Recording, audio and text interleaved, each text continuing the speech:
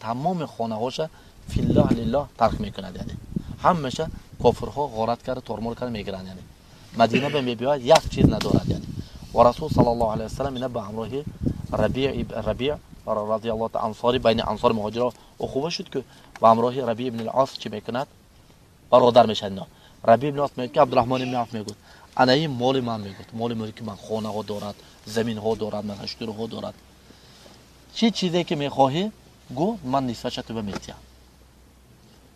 ها عبدالرحمن ابن عوف چی گفت؟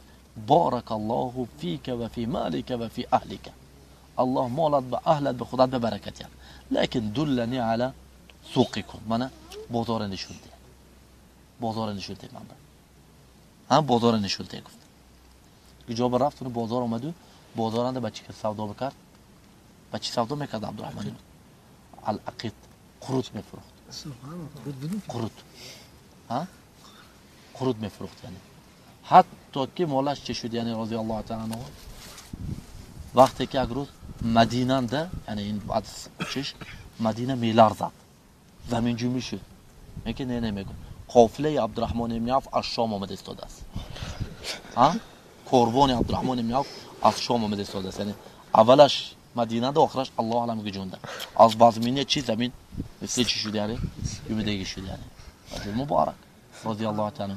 وقتی که وفات میکند تلایی که گذاشتگی بود با تبر زده میراث خورا جدا میکنن، یعنی تلای با تبر زده میشکنن، ها رضی الله تعالی و ارضاه. رجل مبارک بود رضی الله تعالی و ارضاه، مجاهد، عالم، فقیه، صاحب رسول صلی الله علیه و احد مبشرین بالجنه. هم با شاهی چی میکرد ابن عوف، یعنی دست مردم نگاه نمیکنن. میگم من یکم برای همین، یعنی انسان خاصتا طالب علم هیچ وقت دست مردم نگاه نمیکنه، یکم الله به توکل میکند، پس که به خودش به، یعنی خودش به اعتماد میکنه، یعنی اما دست مردم هیچ وقت نگران نمیشد. ها این چیز برای چی؟ برای حدیث بزرگنده چی گفت رسول صلی الله علیه و سلم اوصان خلیلی ها بان لا اسال احدا شیئا، امر کرد من به رسول صلی الله علیه و سلم که یگان کس یگان چیز نپرسم، ها یگان کس یگان چیز نپرسم. انا میخوام صحابه ها بودن، هم طالب علم بودن، لیکن چیکار میکردن؟ یعنی گرسنگی به صبر میکنی، تشنگی به صبر میکنی، لیکن یک چیز از یک خودم چی نمیگیری، نمیپرسی هم نمیگیری، یعنی برای همین عیب این چیز. اعوذ بالله. افسوس که مثلا بعضی یعنی بعضی بیناموس ها بیناموس ها، یعنی این بعد یعنی خودش یک مثلا نه بیناموس، لیکن نامش دروغه به طالب علم به نسبت داده، طالب علم چی میکنه؟ سیاه میکنه، نمیکنه. طالب علم این بیزار این کنه مردم، یعنی طالب علم هیچ وقت ها یعنی یک کس به نگران نمیشد، یعنی برای که وای عزیز است. برای چی؟ برای که چیزی عزیز برداشته گشته است، وای از همه عزیزترین، از همه قیمتترین چیز میبرداری تو. این چی است؟ علم. از علم برای مثلا چیز قیمت و چیز عزیز نیست، یعنی این چیز بیان یک چیز افلاس ها عوض نکن با یک چیز افلاس کم افلاس دنیا ها، همین ها دینار درهمی که افلاس دنیا ها، با این چیز هیچ وقت این چیز عزیز مونده این چیز افلاس بچی نکن. آدما تو به محتاج، فهمده؟ تو به محتاج، لیکن تو آدما محتاج نیست. فهم این چیزه.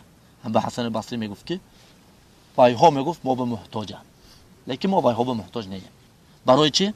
برای که ما وایها به دین میآموزیم، برای که آخرتی که خالد هست، جاودان است، نهایت ندارد، ما همینا وایها به آباد میکنیم.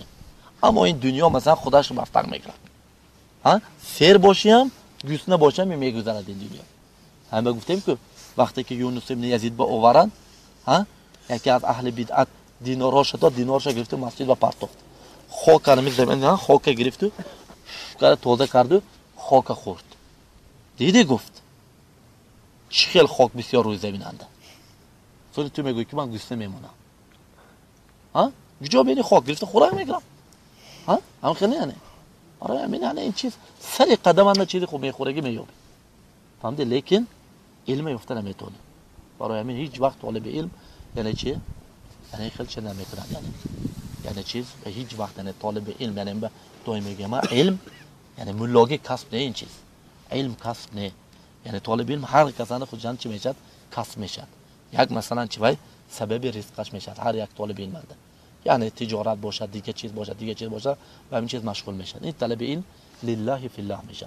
هم به رسول صلی الله مجاهد میگفت که چی میگفت؟ یعنی هم بیان ولا تمنون تستكثر، یعنی ای علم مجانا کما علمت مجانا، یعنی تعلیم ته بی پول، چخیلی که تعلیم گرفتی بی پول. تو به بی پول تعلیم دادن، انا میخوام بی پول تعلیم ته. ها این خیلی نه که مثلا چی وای دست مردم نگران میشه. ها یعنی نه این چیز او فهم که برای تو حلال نه این چیز. ها این چیز بیناموسی. ها طالب علم هیچ وقت مثلا بین رسول صلی الله علیه و سلم احوالشه، صحابه های احوالشو مثلا تابعین ها مثلا همینا مثلا چه خیلی بودن مثلا برای این چیز این خیلی چیزی. یعنی عبدالرحمن بن عوف رضی الله تعالی عنه خیلی بود.